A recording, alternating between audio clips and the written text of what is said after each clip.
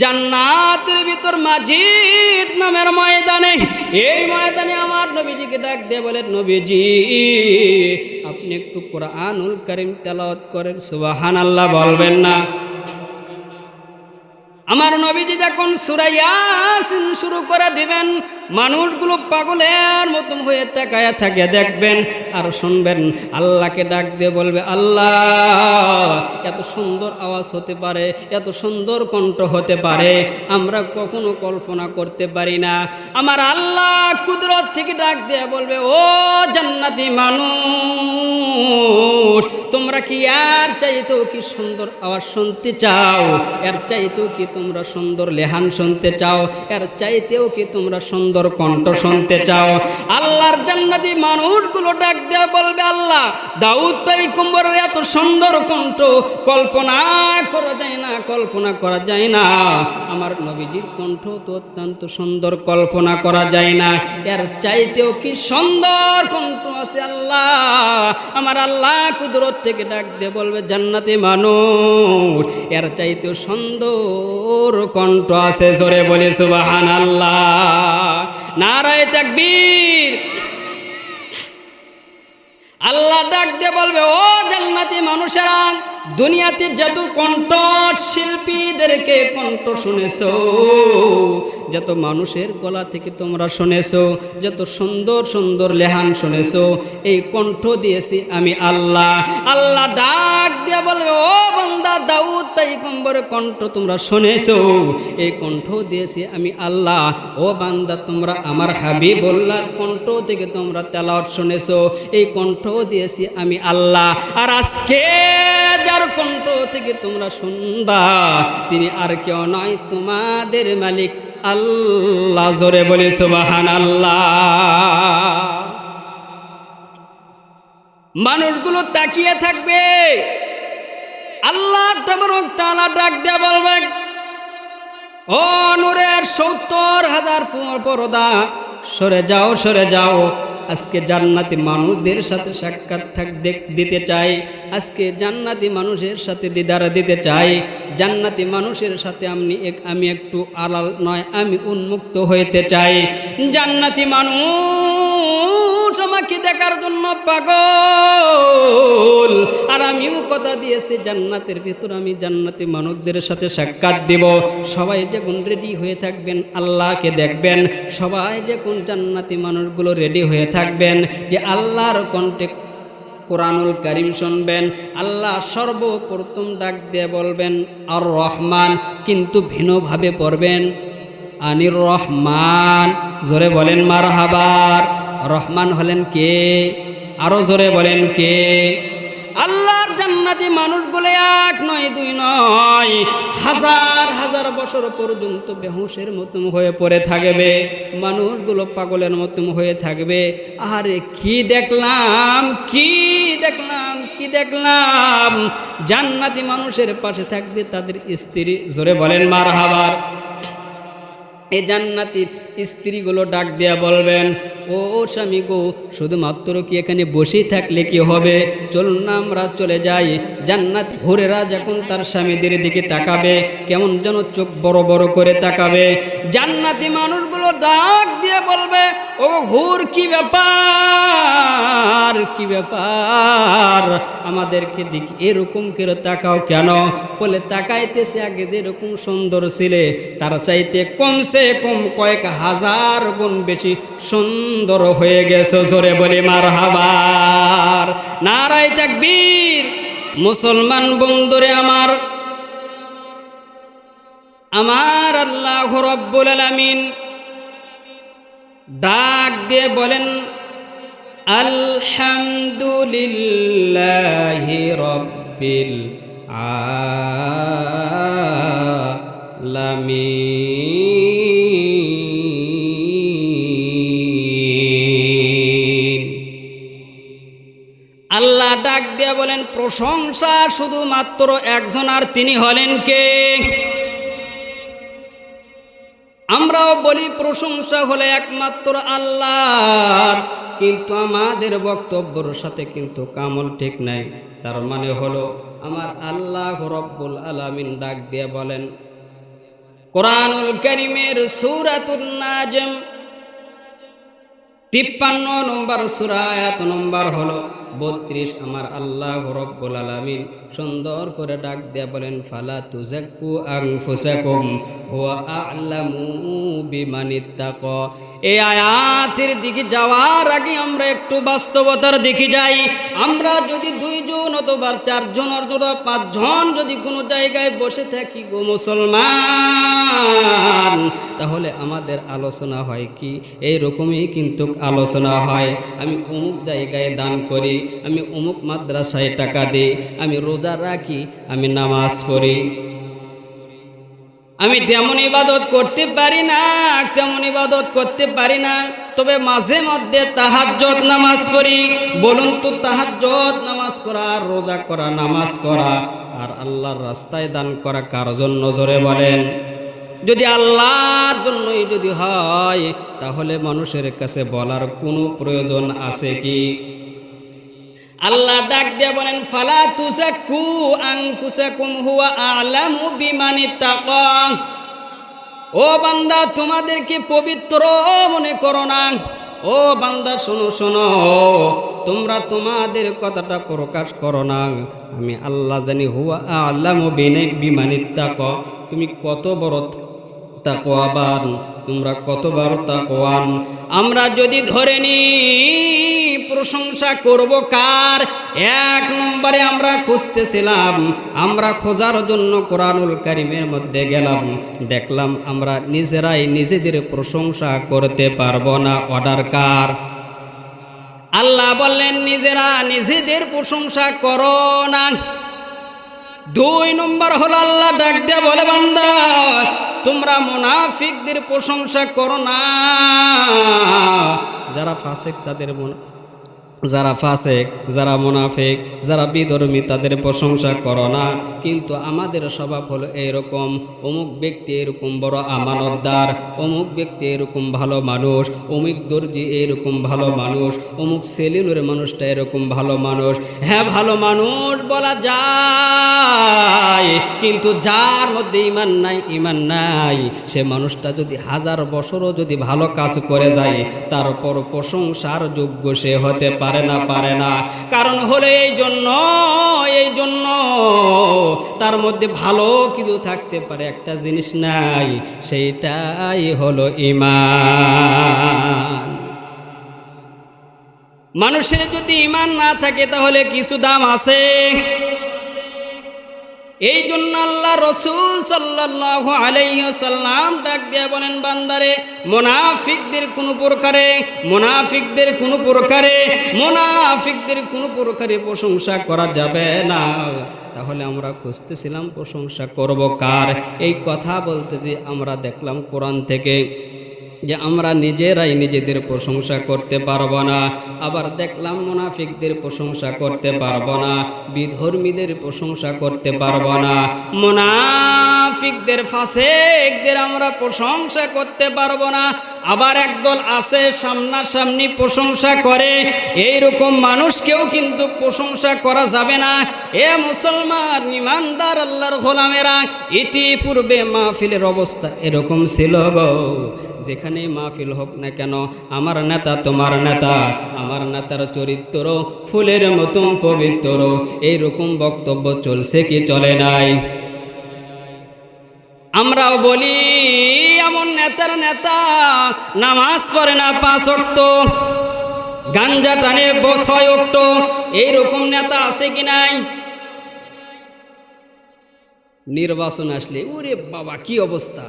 কবিরা বলেন, নির্বাচন কাছে এলে টুপিটা মাথায় ফেলে, পাঞ্জাবি গায়ে দিয়ে, হাতে এক তসবিহ নিয়ে গরিবের কাছে গিয়ে গরিবের দুঃখ দেখে চোখের জলে বুক ভাসে। কান্না তো নয় রে ভাইরে, কান্না তো নয় রে ভাইরে, এসব হলো ভোটের চাল। একালে জন্ম নিয়ে দেখি দেশের একই হাল। কথা বলেন ঠিক কিনা? মুসলমান ইমানদার, আল্লাহ রাব্বুল আলামিন ডাক দিয়ে বলেন, সামনাসামনি তোমরা কারো প্রশংসা করতে পারবা না। আমরা চেষ্টা করতেছিলাম প্রশংসা পাওয়ার যোগ্যকে খুঁজতেছিলাম কোরআন থেকে। আমরা নিজেরা নিজেদের প্রশংসা করতে পারবো না, মুনাফিক ফাসিক বিধর্মীদের প্রশংসা করতে পারবো না, সামনাসামনি মানুষের প্রশংসা করতে পারবো না। আবার কিছু মানুষ আছে নিজে কাজ করেনি অথচ প্রশংসা পাওয়ার জন্য বড় লেগে পড়ে। যেরকম উদাহরণ দিলে বুঝতে পারবেন, এই যে আমাদের মসজিদে টাইলস হলো, এই টাইলসে যদি কেউ 10,000 টাকা দান করে টাইলসের জন্য, আরেকজন বলে আরে ওই 10,000 টাকাতে একজন দান করছে, ওই 10,000 টাকা যদি আমি না চাইতাম তাহলে কি দান করতো? তার মানে আমার জন্য একটু কি করো।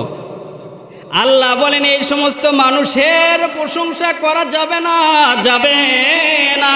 আল্লাহ ডাক দিয়ে বলেন ও নবীজি, মানুষদেরকে জানিয়ে দেন, মানুষদেরকে জানিয়ে দেন প্রশংসা হবে শুধুমাত্র একজন, আর তিনি আর কেউ নয়, তিনি হলেন আল্লাহ।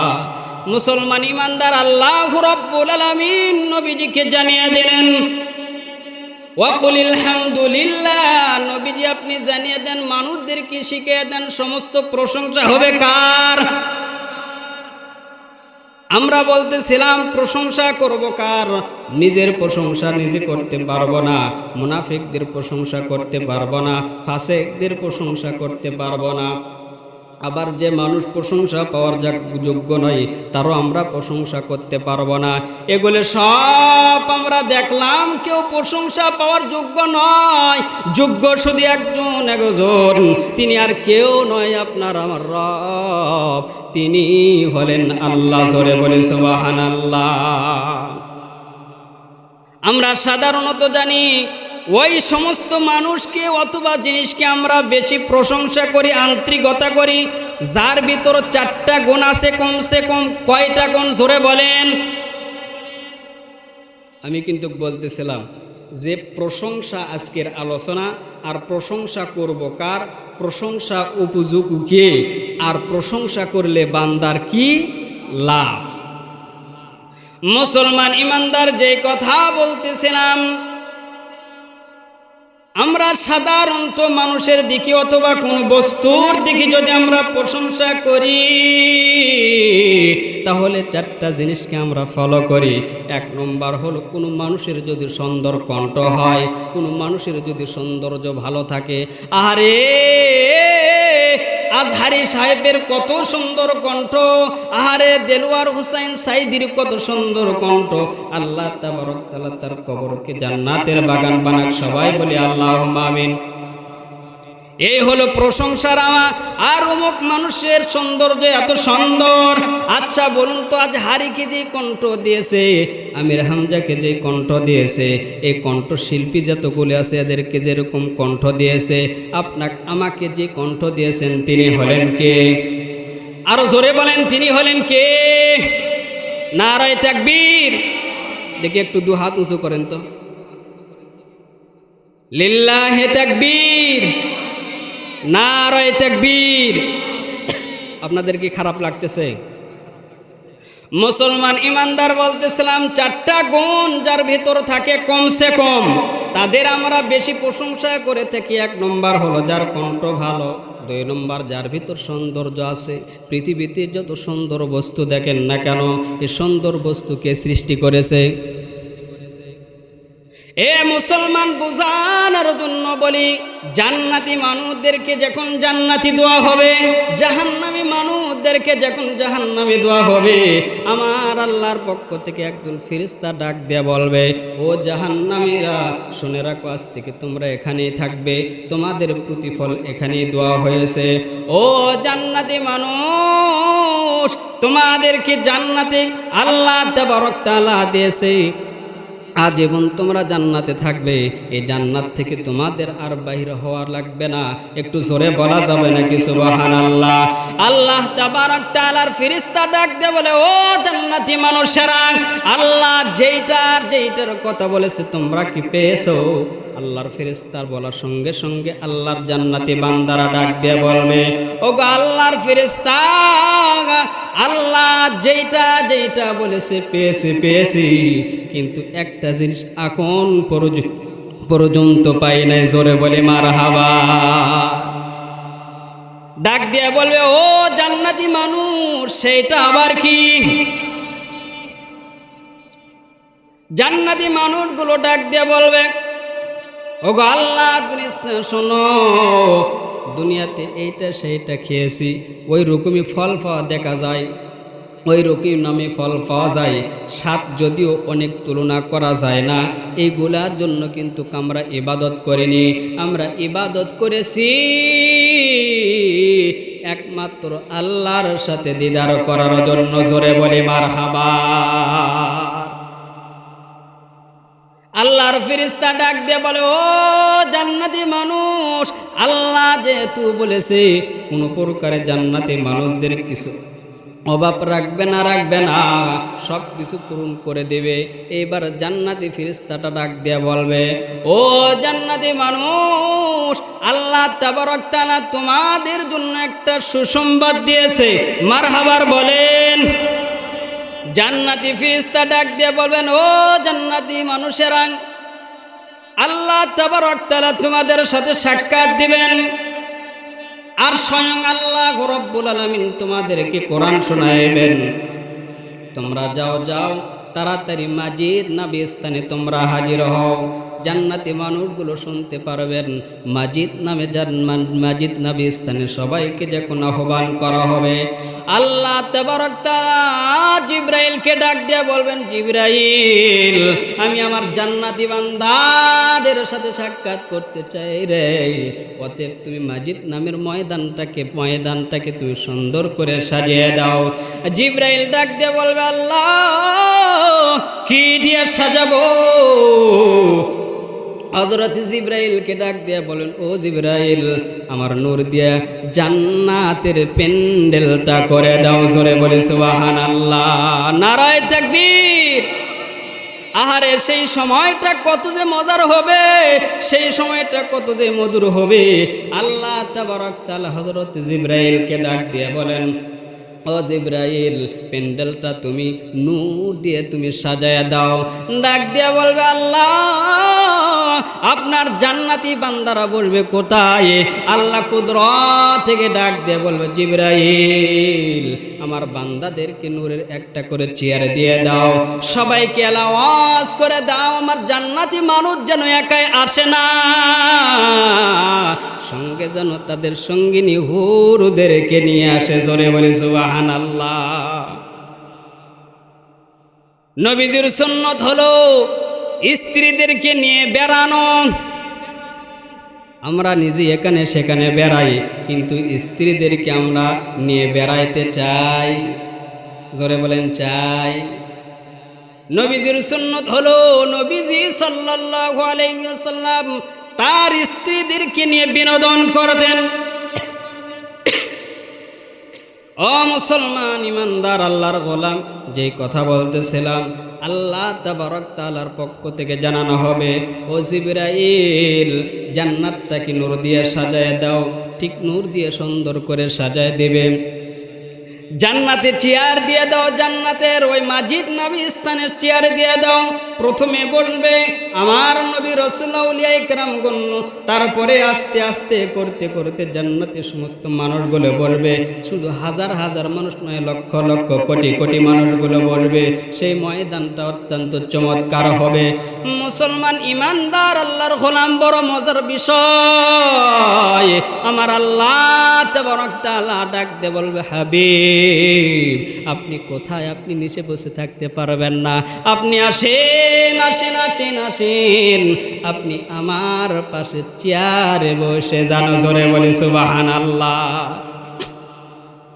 হযরতে দাউদ পয়গম্বরকে ডাকবেন, ও দাউদ পয়গম্বর, আপনি কোথায় কোথায় কোথায় চলে আসেন।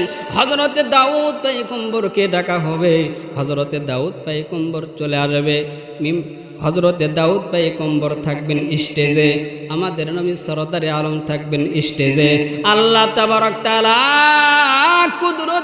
কুদরতি পর্দার ভিতরে থাকবেন, আর জিবরাইল আলাইহিস সালাতু ওয়াস সালাম পরিচালনা করবেন। হাজার হাজার লক্ষ লক্ষ জান্নাতীগুলো পাগল পেয়ারা হয়ে যাবে। আহারে, আজকে কোরআন শুনবো আল্লাহর কণ্ঠ থেকে না, সর্বপ্রথম আল্লাহর পক্ষ থেকে জানানো হবে, ও দাউদ পয়গম্বর কই কই, আপনাকে দুনিয়াতে তো অত্যন্ত কণ্ঠ সুন্দর দেওয়া হয়েছিল, ওই কণ্ঠ দিয়ে নয়, শুধু ওই কণ্ঠ দিয়ে নয়, আজকে আপনি কোরআন তেলাওয়াত করবেন, দুনিয়ার মানুষ নয় জান্নাতি মানুষ শুনবে। জোরে বলে সুবহানাল্লাহ। মুসলমান ইমানদার বলার পূর্বে একটু স্যাম্পল ভাবে দুনিয়ার কিছু কথা বলে রে মুসলমান।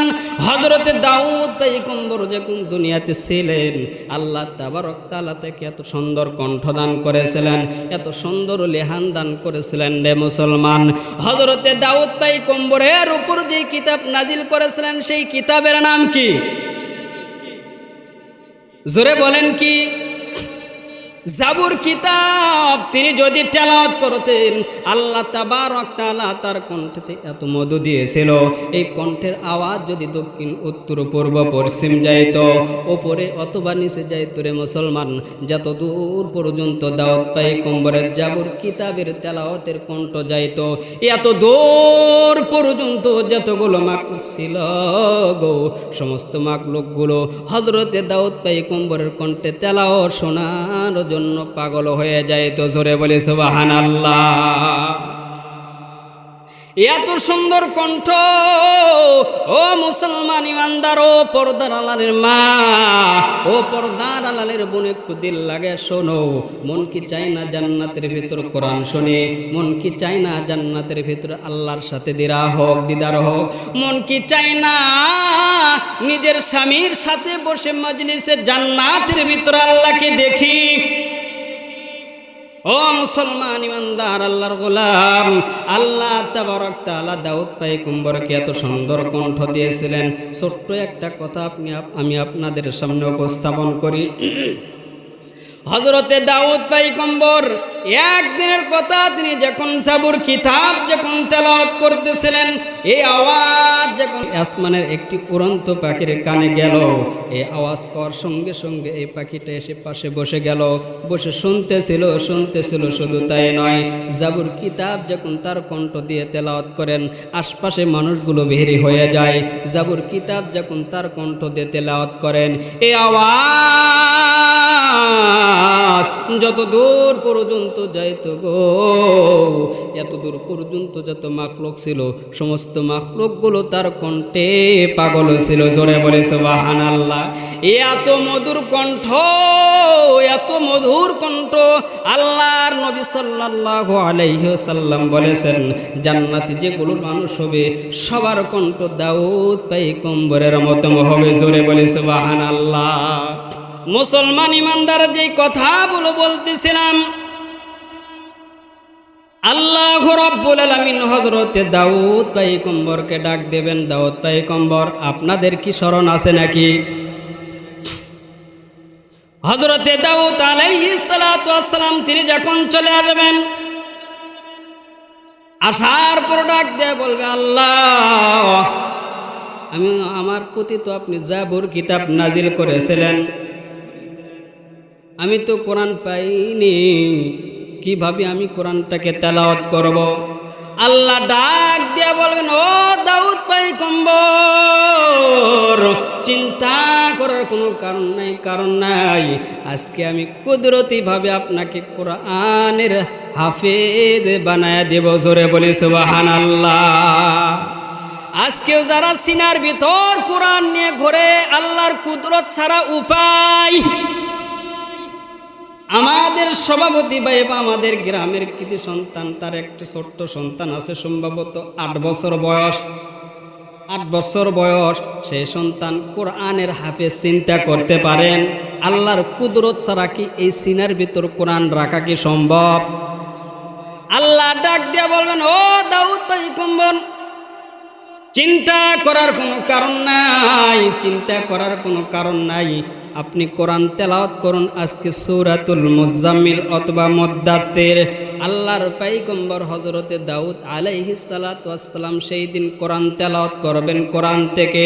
ও মুসলমান, দুনিয়ার কোনো কণ্ঠ নয়, দুনিয়ার কোনো কণ্ঠ নয়, বরং এমন কণ্ঠ দিয়ে তেলাওয়াত করবেন, দুনিয়ার কণ্ঠ তো কেমন কণ্ঠ গো। আল্লাহ তাবারক তাআলা নবী জানিয়ে দেন হযরতে দাউদ পয়গম্বর কণ্ঠ থেকে কমসে কম 70 প্রকারের সুন্দর আওয়াজ বাইরে হবে। জোরে বলি মারহাবা। মানুষগুলো পাগল পেয়ারা হয়ে যাবে, আল্লাহকে ডাক দিয়ে বলবে, আল্লাহ দুনিয়াতে কত গায়ক গায়কের কথা শুনেছি, কত ছন্দমালা শুনেছি, এত সুন্দর আলোচনা হবে, এত সুন্দর কথা হবে, এত সুন্দর লিহানি তেলাওয়াত হবে, আমরা কখনো কল্পনা করিনি। তবে হাদিসের ভিতর পড়েছি আল্লাহ নবীজির কথাতে আমরা শুনেছি, কিন্তু আমরা তো জানিনি এত সুন্দর হতে পারে, এত সুন্দর হতে পারে। আল্লাহ কুদরত থেকে ডাক দেয়া বলবে, ও জান্নাতি মানুষেরা শোনো, আমার দাউদ পয়গম্বর কণ্ঠ শুনে তোমরা পাগল, অথচ আমার দাউদ পয়গম্বর কোরআনের জন্য কষ্ট করে নাই, অথচ আমার দাউদ পয়গম্বর কোরআনের জন্য পাথরের আঘাত খায় নাই। আজকে শোনো আমার পয়গম্বর কণ্ঠ দিয়ে, আমার পয়গম্বর কণ্ঠ দিয়ে হাবিব তোমাদেরকে কোরআন শোনাবে। জোরে বলি মারহাবা। আল্লাহ কুদরত থেকে জান্নাতি মানুষদেরকে ডাক দিয়ে বলবে, ও জান্নাতি মানুষেরা, দাউদ পয়গম্বরের কণ্ঠ থেকে কোরআন শুনলে এটা কেমন লাগলো বলো। ডাক দিয়ে বলবে, আল্লাহ এত সুন্দর কণ্ঠ আমরা কখনোই কল্পনা করতে পারি নাই। আল্লাহ ডাক দিয়ে বলবে, ও জান্নাতি মানুষ, তোমরা ইয়ার চাইতেও কি সুন্দর আওয়াজ শুনতে চাও? ডাক দিয়ে বলবে, আল্লাহ এর চাইতেও কি সুন্দর আওয়াজ হতে পারে, এর সুন্দর, এর চাইতেও কি সুন্দর কোনো কণ্ঠ হতে পারে? আল্লাহ ডাক দিয়ে বলবে, ও বান্দারে, কল্পনা করতে পারবে না, কল্পনা করতে পারবে না। আমার নবীজিকে ডাক দেওয়া হবে, নবীজি ও হাবিবুল্লাহ, আপনি উহুদের ময়দানে কোরআনের জন্য আপনি পাথরের আঘাত কি আপনি দন্দন মোবারক শাহাদত করেছেন, আপনি রক্তাক্ত হয়েছেন নবীজি। ও হাবিব, আপনি তাইফের ময়দানে আপনি পাথর খেয়ে আপনি রক্তাক্ত হয়েছিলেন, আজকে আপনার উম্মতদেরকে বড় সম্মানিত করা হয়েছে। আরে সেই দিনের অবস্থা হবে বড় জান্নাতীদের বড় খুশির বিষয়। জান্নাতি মানুষগুলো ডাক দিয়ে বলে, কি আনন্দ, কি আনন্দ। হযরতে আদম পয়গম্বর থেকে শুরু করে এতদিন পর্যন্ত হযরতে মুহাম্মদ সাল্লাল্লাহু আলাইহি ওয়াসাল্লাম পর্যন্ত যত নবী রাসূল পাঠাইছেন, এর মধ্যে আমাদের পয়গম্বর হবে সেই দিন সবচাইতে বড় সম্মানিত। একটু জোরে বলা যাবে নাকি মারহাবা? আল্লাহ তাবারক তাআলা ডাক দিয়ে বলে, ও হাবিব, আপনি একটু সূরা ইয়াসিন পাঠ করুন। মারহাবা বলেন। আল্লাহর নবী সাল্লাল্লাহু আলাইহি ওয়াসাল্লামের কণ্ঠ কিন্তু কম ছিল না। ছোট্ট একটা উদাহরণ দিই, আমার নবীজি যখন কোরআনুল কারীম নামাজের ভিতরে রাত্রে তেলাওয়াত করতেন, কাফেরেরা ঘুমাইতে পারতো না। কেননা আমার নবীজির কণ্ঠ এত সুন্দর। আমার নবীজির কণ্ঠ থেকে কোরআন তেলাওয়াত শোনার জন্য কাফেরেরা চুপে চুপে লোকে লোকে আশপাশে দাঁড়ায়া থাকিয়া নবীজির কণ্ঠে কোরআনের তেলাওয়াত শুনত। জোরে বলে সুবহানাল্লাহ। একদিনের কথা বলি রে মুসলমান, হজের সময় আমার নবীজি বাইতুল্লাহর পাশে বসে বসে কোরআনুল কারীম তেলাওয়াত করতেছিলেন। ঠিক এমতো অবস্থায় আবু জহেলের লোকরা ডাক দিয়ে বলেন, ও মানুষের দলেরা, তোমরা অমুক জায়গায় যাইবা না। বলে, কেন রে, কেন যাইব না? যাইব না বলে, অমুক জায়গায় যদি যাও তাহলে তোমরা একটা পাগলকে পাইবা। একটু জোরে বলা যাবে নাকি নাউজুবিল্লাহ? নবীজি কি পাগল? আমাদের স্বভাব হলো যেখানে নিষেধ করা হয় সেইখানেই আমরা বেশি যাই। কি বলেন? আমরা অন্য সময় 5 ওয়াক্ত নামাজের কোনো খবর নেই। এই করোনা যখন আসছিল সেই সময় যেই বলা হয়েছে যে 5 জনের ওপরে যান মসজিদে যেও না, তখন দেখেন মসজিদে ভরে গেছে। নাকি বলেন? তার মানে হলো আমরা এমন স্বভাবের মানুষ, আমাদেরকে যেইটা নিষেধ করা হয় সেই দিকে আমরা ধাবিত হই। এই জন্য মুসলমান বন্ধুরা আমার বোঝানোর জন্য বলতেছিলাম, আল্লাহর নবী সাল্লাল্লাহু আলাইহি ওয়াসাল্লাম কুরআনুল কারীম তেলাওয়াত করতেছিলেন। আসতে যখন বাধা দিলেন, তারা বললেন কোথায় যাইতে বাধা দেয়, আমরা যে আগে দেখব। সুবহানাল্লাহ বলেন। মানুষ যখন আসলেন, আসার পরে দেখলেন সুন্দর চেহারা বলে একজন মানুষ, কি যেন এত সুন্দর করে পড়ে রে, এত সুন্দর পড়ে, এত সুন্দর তেলাওয়াত, এত সুন্দর তেলাওয়াত। দেখার সঙ্গে সঙ্গে ডাক দিয়ে বলে আপনার সম্পর্কে জেনেছি, আপনার সম্পর্কে পাগল বলেছে, আমি আপনার কণ্ঠে তেলাওয়াত শুনে বুঝতে পারলাম, আপনার চেহারা দেখে বুঝতে পারলাম আপনি পাগল হতে পারেন না, পারেন না। আপনি হলেন প্রকৃতপক্ষে সুস্থ এবং ভালো মানুষ। জোরে বলে সুবহানাল্লাহ। ডাক দিয়া বলেন নবীজি, আমরা আর অন্ধকারের ভিতর থাকতে চাই না, থাকতে চাই না। আপনি একটু আমাদেরকে কালেমা পড়ে মুসলমান বানায় দেন। জোরে বলে সুবহানাল্লাহ। মুসলমান ইমানদার বলতেছিলাম, আমার আল্লাহ রব্বুল আলামিন জান্নাতের ভিতর মাজিদ নামের ময়দানে, এই ময়দানে আমার নবীজিকে ডাক দিয়ে বলেন নবীজি আপনি একটু কুরআনুল কারীম তেলাওয়াত করেন। সুবহানাল্লাহ বলবেন না? আমার নবীজি যখন সূরা ইয়াসিন শুরু করে দিবেন, মানুষগুলো পাগলের মতন হয়ে তাকায়া থাকে দেখবেন আর শুনবেন। আল্লাহকে ডাক দিয়ে বলবে, আল্লাহ এত সুন্দর আওয়াজ হতে পারে, এত সুন্দর কণ্ঠ হতে পারে, আমরা কখনো কল্পনা করতে পারি না। আমার আল্লাহ কুদরত থেকে ডাক দিয়ে বলবে, ও জান্নাতি মানুষ, তোমরা কি আর চাইতেও কি সুন্দর আওয়াজ শুনতে চাও? এর চাইতেও কি তোমরা সুন্দর লেহান শুনতে চাও? এর চাইতেও কি তোমরা সুন্দর কণ্ঠ শুনতে চাও? আল্লাহর জান্নাতি মানুষগুলো ডাক দিয়ে বলবে, আল্লাহ দাউদ পয়গম্বরের এত সুন্দর কণ্ঠ কল্পনা করা যায় না, কল্পনা করা যায় না। আমার নবীজির কণ্ঠ তো অত্যন্ত সুন্দর, কল্পনা করা যায় না। এর চাইতেও কি সুন্দর কণ্ঠ আছে আল্লাহ। আমার আল্লাহ কুদরত থেকে ডাক দিয়ে বলবে, জান্নাতি মানুষ এর চাইতেও সুন্দর কণ্ঠ আছে। জোরে বলি সুবহানাল্লাহ। নারায়ে তাকবীর।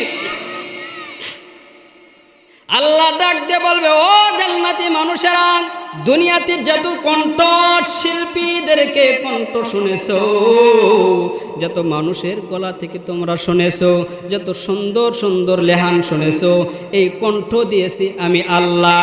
আল্লাহ ডাক দিয়ে বলবে, ও বান্দা দাউদ পয়গম্বরের কণ্ঠ তোমরা শুনেছো, এই কণ্ঠ দিয়েছি আমি আল্লাহ। ও বান্দা তোমরা আমার হাবিবুল্লাহর কণ্ঠ থেকে তোমরা তেলাওয়াত শুনেছো, এই কণ্ঠ দিয়েছি আমি আল্লাহ। আর আজকে যার কণ্ঠ থেকে তোমরা শুনবা, তিনি আর কেউ নয়, তোমাদের মালিক আল্লাহ। জোরে বলি সুবহানাল্লাহ। মানুষগুলো তাকিয়ে থাকবে, আল্লাহ তাবারক তাআলা ডাক দিয়ে বলবে, ও নূরের ৭০,০০০ পর্দা সরে যাও, সরে যাও। আজকে জান্নাতি মানুষদের সাথে সাক্ষাৎ দিতে চাই, আজকে জান্নাতি মানুষের সাথে দিদার দিতে চাই। জান্নাতি মানুষের সাথে আমি একটু আলাল নয়, আমি উন্মুক্ত হইতে চাই। জান্নাতি মানুষ আমাকে দেখার জন্য পাগল। আর আমিও কথা দিয়েছি, জান্নাতের ভিতর আমি জান্নাতি মানুষদের সাথে সাক্ষাৎ দিব। সবাই যখন রেডি হয়ে থাকবেন আল্লাহকে দেখবেন, সবাই যখন জান্নাতি মানুষগুলো রেডি হয়ে থাকবেন যে আল্লাহর কণ্ঠে কোরআনুল কারীম শুনবেন, আল্লাহ সর্বপ্রথম ডাক দিয়ে বলবেন আর রহমান, কিন্তু ভিন্নভাবে পড়বেন আনির রহমান। জোরে বলেন মারহাবার। রহমান হলেন কে? আরো জোরে বলেন কে? আল্লাহর জান্নাতি ফেরেশতাগুলো এক নয়, আল্লাহর জান্নাতি মানুষগুলো এক নয়, দুই নয়, হাজার হাজার বছর পর্যন্ত বেহুশের মতো হয়ে পড়ে থাকবে, মানুষগুলো পাগলের মতো হয়ে থাকবে। আরে কি দেখলাম, কি দেখলাম, কি দেখলাম! জান্নাতি মানুষের পাশে থাকবে তাদের স্ত্রী। জোরে বলেন মারহাবা। এই জান্নাতি স্ত্রীগুলো ডাক দিয়া বলবেন, ও স্বামী গো, শুধুমাত্র কি এখানে বসেই থাকলে কি হবে? চলুন না আমরা চলে যাই। জান্নাতি মানুষ দেখুন তার হুরেরা যখন তার স্বামীদের দিকে তাকাবে, কেমন যেন চোখ বড় বড় করে তাকাবে। জান্নাতি মানুষগুলো ডাক দিয়ে বলবে, ও হুর, কি ব্যাপার, কি ব্যাপার, আমাদেরকে দিকে এরকম করে তাকাও কেন?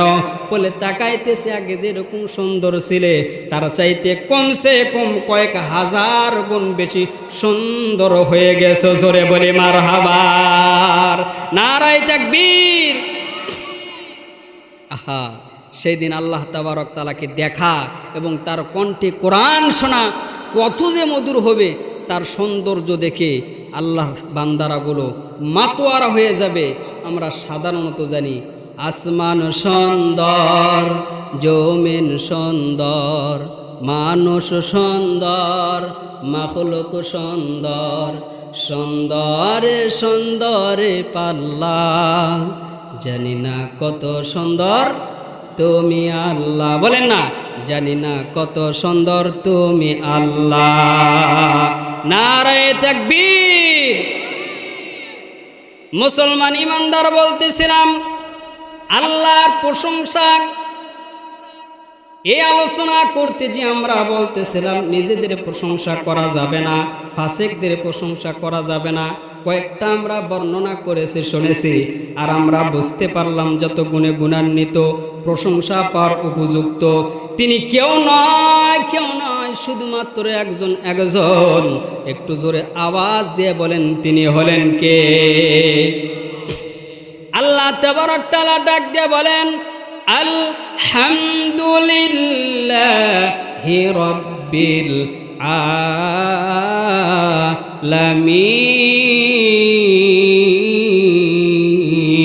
আলামিন। আল্লাহু রাব্বুল আলামিন ডাক দিয়ে বলেন, সমস্ত প্রশংসা হলো কার? এ মুসলমান ইমানদার আল্লাহর গোলাম, আমরা বলতেছিলাম আল্লাহ তাবারক তাআলার প্রশংসা বিষয় নিয়ে। আমরা প্রশংসা করব কার? জোরে বলেন কার?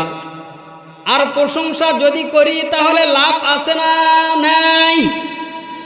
জোরে বলেন, লাভ আছে কি নাই?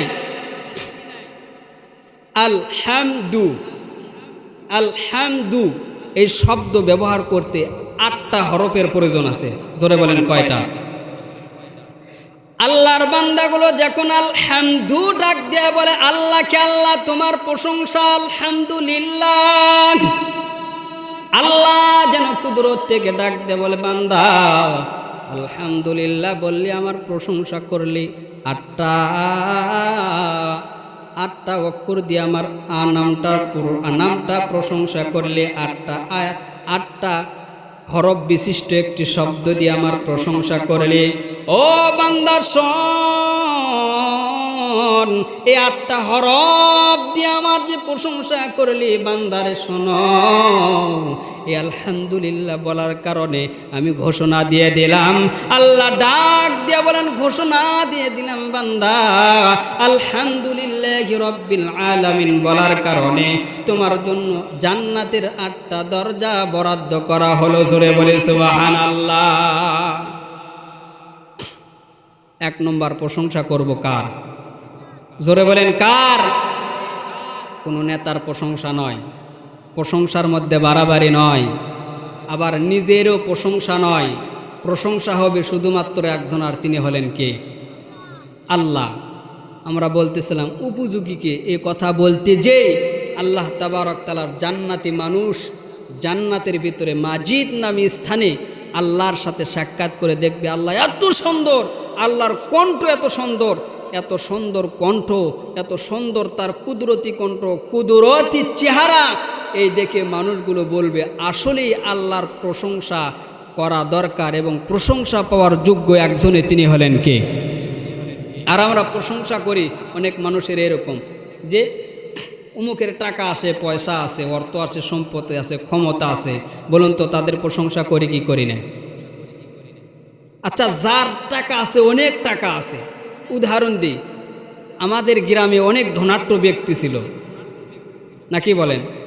আমার মহসিন দাদা, তারপরে আমার তসলিম দাদা, আলহামদুলিল্লাহ, আল্লাহ তাদেরকে অনেক অর্থ সম্পদ দিয়েছেন, তারা মারা গেছেন, তাদের সম্পদ আছে। কে পেয়েছে? তার ওয়ারিসেরা পেয়েছে।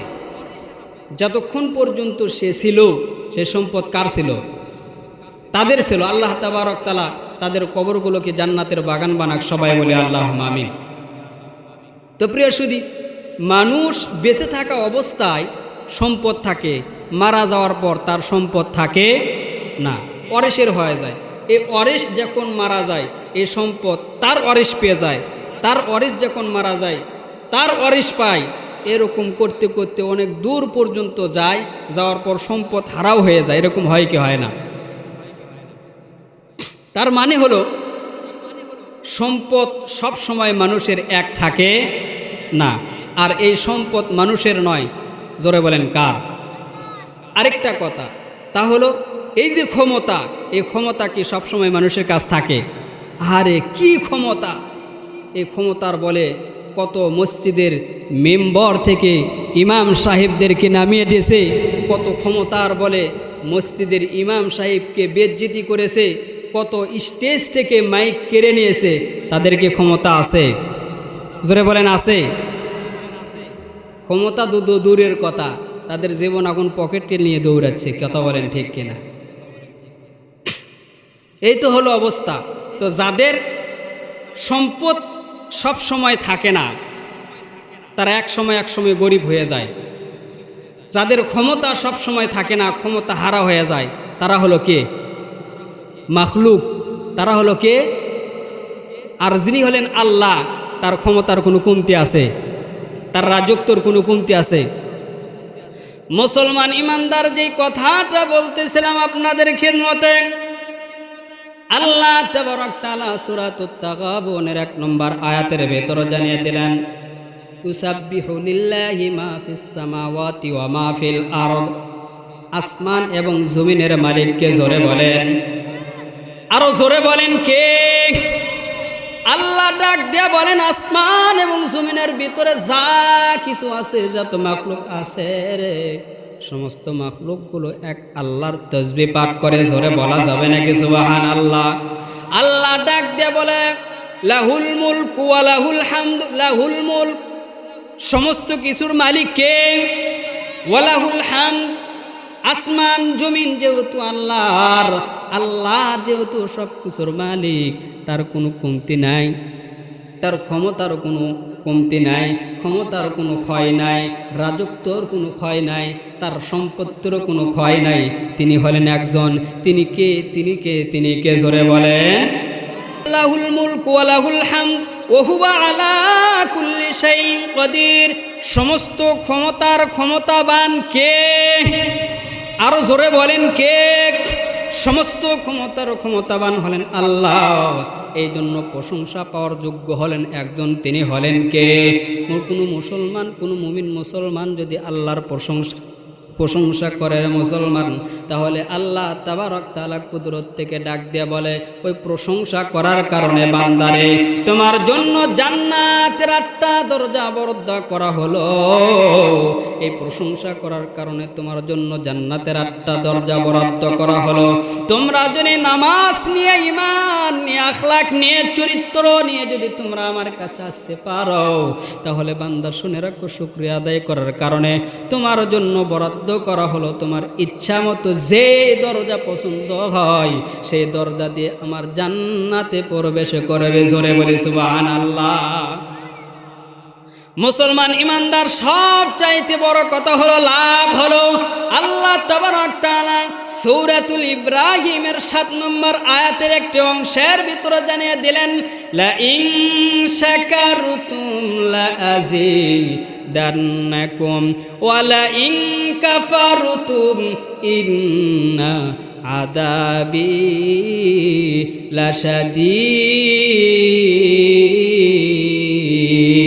লাশাদীদ। বাড়ির যা বলেন, জোরে বলেন আল্লাহু আকবার। আল্লাহ ডাক দিয়ে বলেন, বান্দা আমার যদি প্রশংসা করো, আমার যদি কৃতজ্ঞতা যদি স্বীকার করো, আমার যদি শুকরিয়া আদায় করো বান্দা, তাহলে কিন্তু শুনে রাখো, তোমাদের আর তোমাদের যতগুলো নিয়ামত আছে তোমাদেরকে দেওয়া হয়েছে, শুকরিয়া আদায় করার কারণে নিয়ামতটা বৃদ্ধি করে দেওয়া যাবে, বৃদ্ধি করে দেওয়া হবে। একটু জোরে বলা যাবে নাকি সুবহানাল্লাহ? আল্লাহ ডাক দিয়ে বলেন, ও বান্দা, যদি তোমরা আমার প্রশংসা করো, যদি তোমরা আমার যদি কৃতজ্ঞ বান্দা হও, যদি আমার যদি শুকরিয়া আদায় করো, তোমাদেরকে যে নিয়ামত দিয়েছে নিয়ামতের শুকরিয়া আদায় করলে নিয়ামতটা বৃদ্ধি করে দেওয়া হবে। জোরে বলেন ঘোষণা কার? হযরতে মুসা পয়গম্বর, আল্লাহর জলিলুল কদর একজন নবী। নাম শুনেছেন? চেনেন? হুজুর নাম শুনেছি, পড়েছি, কিন্তু দেখিনি। আল্লাহ তাবারক তাআলা আমাদেরকে জান্নাতে হলেও তাকে দেখার তৌফিক দান করুক। সবাই বলে আল্লাহুম্মা আমিন। তিনি যখন তুর পাহাড়ে আল্লাহর সাথে সাক্ষাৎ করার জন্য যখন যান, রাস্তা চলতেছেন আল্লাহর সাথে কথা বলার জন্য, সাক্ষাৎ করার জন্য নয়, কথা বলার জন্য যখন যান, প্রতিমধ্যে একজন রাস্তার মধ্যে দেখতে পান একজন ব্যক্তি ডাক দিয়ে বলে, ওগো আল্লাহর পয়গম্বর মুসা, আমার কথা শোনো, আমি একটু তোমার কাছে কথা বলতে চাই, কথা রাখতে চাই। বলে কি কথা? বলে মুসা রে, তুমি কোথায় যাও? আমি মনে করতেছি তুমি আল্লাহর সাথে কথা বলতে যাও। বলে হ্যাঁ, আমি আল্লাহর সাথে কথা বলতে যাই তোর পাহাড়ে। বলে তুমি যদি আল্লাহর সাথে কথা বলতে যাও তাহলে আমার একটা বিষয়টা একটু তুলে ধরো। বলো বিষয়টা কি? বলে আমার গায়ে দেখো কোনো প্রকারের কাপড় নাই, আমার গায়ে চিরা ফেরা কাপড়, আমার কোনো খাবারের বস্ত্র নাই, আমার কোনো বাড়ি নাই, ঘর নাই।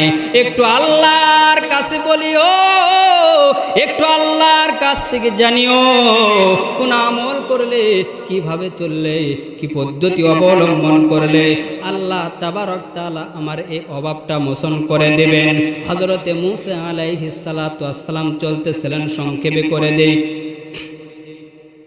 হযরতে মুসা আলাইহিস সালাতু ওয়াস সালাম যখন চলতেছিলেন, সামনে দেখি আর একজনের সাথে সাক্ষাৎ হয়ে গেল, তার গায়ে অত্যন্ত সুন্দর কাপড়। হযরতে মুসা পয়গম্বরকে ডাক দিয়ে বলেন, পয়গম্বর আপনি বুঝি তুর পাহাড়ে যান আল্লাহর সাথে কথা বলার জন্য?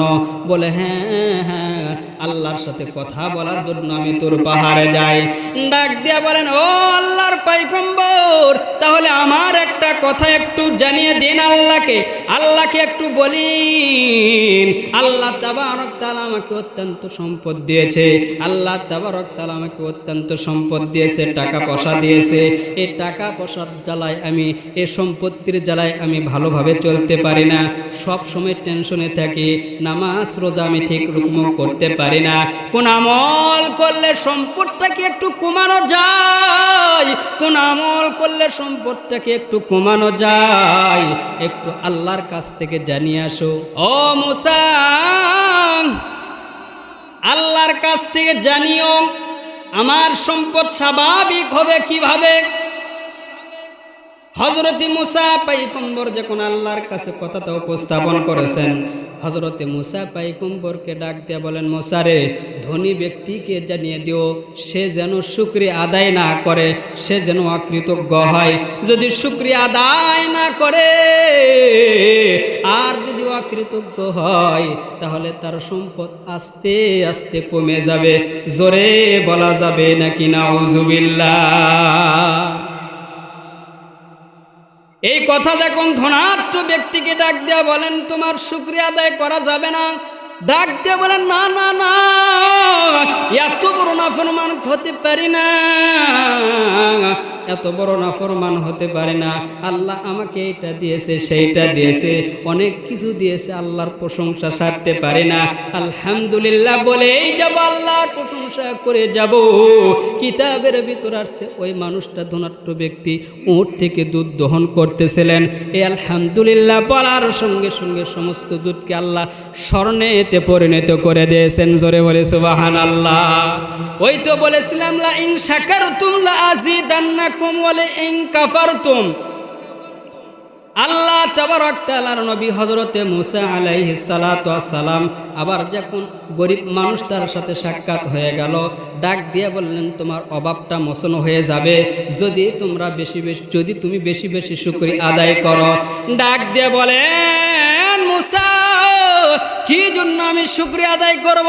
আমার তো কোনো অর্থ দেয় নাই আল্লাহ, আমাকে তো কোনো সম্পত্তি দেয় নাই, আমার গায়ে কাপড় নাই, কিসের জন্য আমি শুকরিয়া আদায় করব? জোরে বলা যাবে নাকি নাউজুবিল্লাহ? এই কথা বলার সঙ্গে সঙ্গে না শুকরিয়া আদায় করার কারণে যতটা সুস্থ ছিল তার চাইতে অসুস্থ বেশি হয়ে গেল। একটু জোরে বলা যাবে নাকি নাউজুবিল্লাহ? তার মানে হলো আমরা যদি শুকরিয়া আদায় করি সম্পদ বেড়ে দিবেন কে? শুধুমাত্র সম্পদের জন্য নয়, আমরা যদি শুকরিয়া আদায় করি আমাদের উপর খুশি থাকবেন কে? আল্লাহ তাবারক তাআলা আমাদেরকে আমল আখলাক নিয়ে কবরে যাওয়ার তৌফিক দান